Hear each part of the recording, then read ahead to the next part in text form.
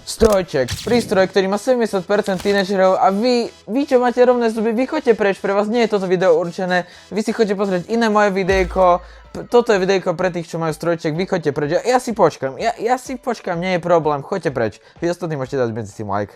Dobre, počkám si chvíľu. Myslíte, že už odišli? No dobre, tak dúfam, že už sú to iba tí, čo majú kov na zuboch. Toto videjko je presne pre tých, ktorí sú v strese z toho, že či majú mať strojček, aké to je. A ja z osobnej skúsenosti vám viem povedať, aké to je, pretože to mám viac ako rok.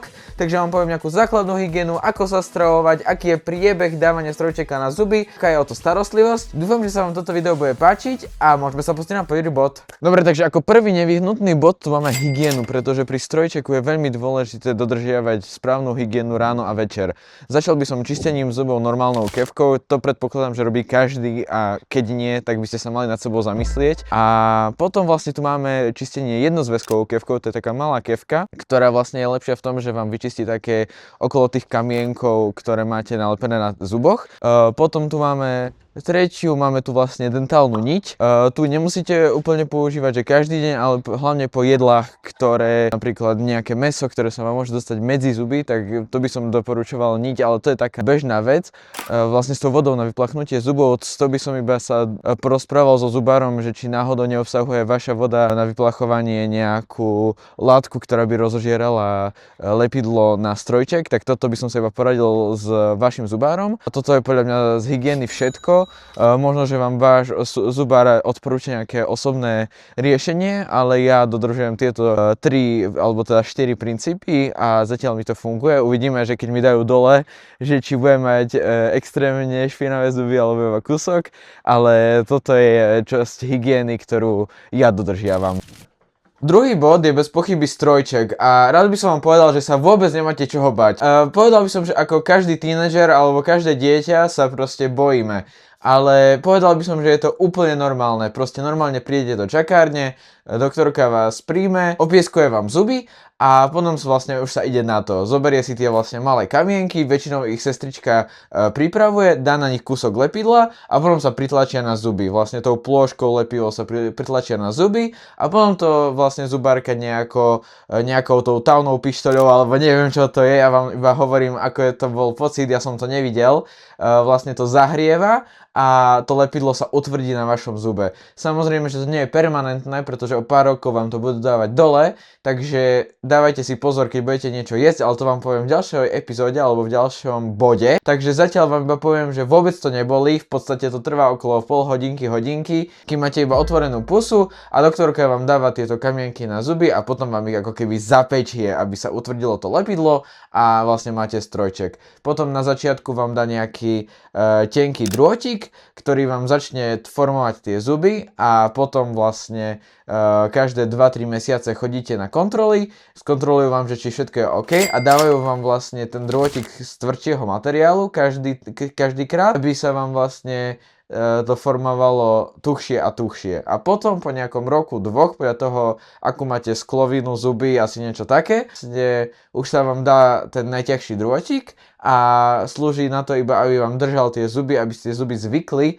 a už potom vám to dajú dole a máte vlastne vkus. Tretím bodom je jedlo a toto je celkom také triky otázka, pretože povedal by som, že každý na to má trošku iný názor, pretože na začiatku som bol extrémne v strese, že čo keď si dám tento keksík, či sa mi neodlomí nejaký kameň alebo niečo, ale absolútne sa toho nemusíte bať. Na začiatku prvých pár dní vás to bude bolieť a budete mať pocit, že hoci čo kusnete, tak vám úplne rozláme všetky zuby, rozdrví jasna, ale vôbec sa toho nemusíte bať. Počkajte prvých pár dní a potom si skúšajte postupne jedla, ktoré jete normálne, ako na to reagujú vaše zuby a ako na to reaguje váš strojček. Napríklad ja som asi v prvých 10 dňoch rozbil strojček na tom, že som jedol zmrzlinu, čo je úplne že mäkká vec, takže vôbec to nezáleží na tom.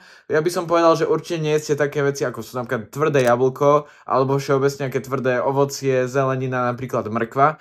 Ale vôbec sa nemusíte báť jesť normálne suroviny, napríklad ako nanúk, nejaký keksík, nejaké pečivo. Vôbec sa toho nemusíte bať, kľudne si to vyskúšajte A keď sa vám odlomí strojček, aj keď ste jedli nejaké mäkké suroviny, tak to nie je vaša chyba, ale aj zubar sa niekedy môže pomýliť, takže vôbec z toho nemajte stres, aj keď sa to odlomí. Zubári sú na to zvyknutí, kľudne ku nemu môžete prísť a on vám to opraví. A však predtým, ako sa dostaneme na štvrtý a posledný bod tohto videa, ktorý je podľa mňa najdôležitejší. A teraz taká krátka reklamná pauza. Zaujímalo vás, kadiaľ mám všetku hudbu a nemám žiadny copyright strike? No tak to je preto, lebo používam Epidemic Sound a veľmi by mi pomohlo, keby ste si zakúpili cez odkaz v popisku, je ich predplatné, aspoň na 1 mesiac, pretože veľmi tým podporíte tento kanál. Takže choďte do popisku, kliknite na ňo a veľmi ma podporíte. Ďakujem. Som si pre vás pripravil pár fanfaktov, ktoré podľa mňa by vás mohli dosť zaujímať. Takže prvý tu máme napríklad, že prvé pokusy o vyrovnávanie zubov pomocou drôtiku máme až z dôb Egypta. Prvé maľby na stenách sa našli už za dôb Egypťanov na stenách, kde ľudia mali niečo na vyrovnávanie na vyrovnávanie zubov, čo si myslím, že je dosť crazy.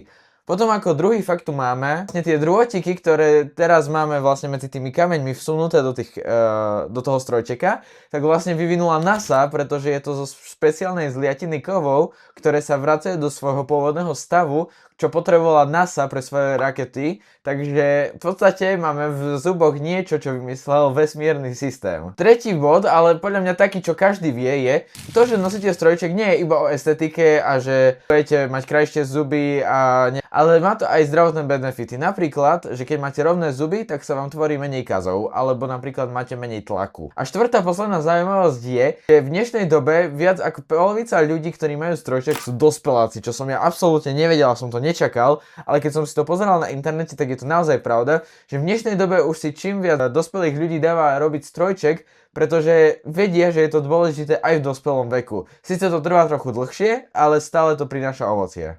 Dobre, takže máme tu 5. bod, plný bolesti, keď si dáte strojček, samé útrpa, smútok, bolesť, zármutok.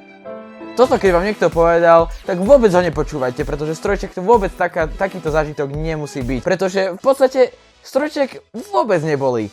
Keď dostanete ho, keď vám ho doktorka nalepí dobre, tak prvých pár dní vás to môže bolieť, tlačiť, ale nie je to nič hrozné. Je to ako keď vám berú krv. Nikto to nemá rád, ale prežijete to. Hovorím z osobnej skúsenosti samozrejme. Takže skúste pretrpieť prvé 2-3 dní na nejakej ľahšej strave, kde nebudete jesť nič tvrdé, prežijete proste ten tlak, skúste robiť nejaké zábavné aktivity, pri ktorých zabudnete na to, že vás bolia ústa. Viem, že je to dosť náročné, ale fakt, verte mi, po týchto 3 dňoch úplne nebudete vedieť, že máte strojček, nemusíte sa toho vôbec bať, nebudete mať žiadnu teplotu, nebudete mať nič.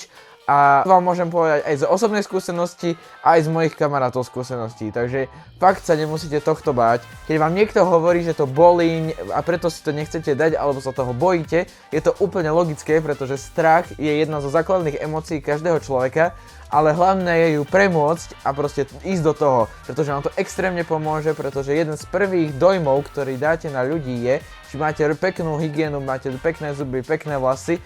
A jednoducho choďte do toho, pretože neoplatí sa báť a potom to ľutovať. Takže choďte do toho. Dúfam, že vám toto video pomohlo. Ak áno, budem veľmi rád za odber a like. A vidíme sa pri nejakom ďalšom videu. Tak, čauko.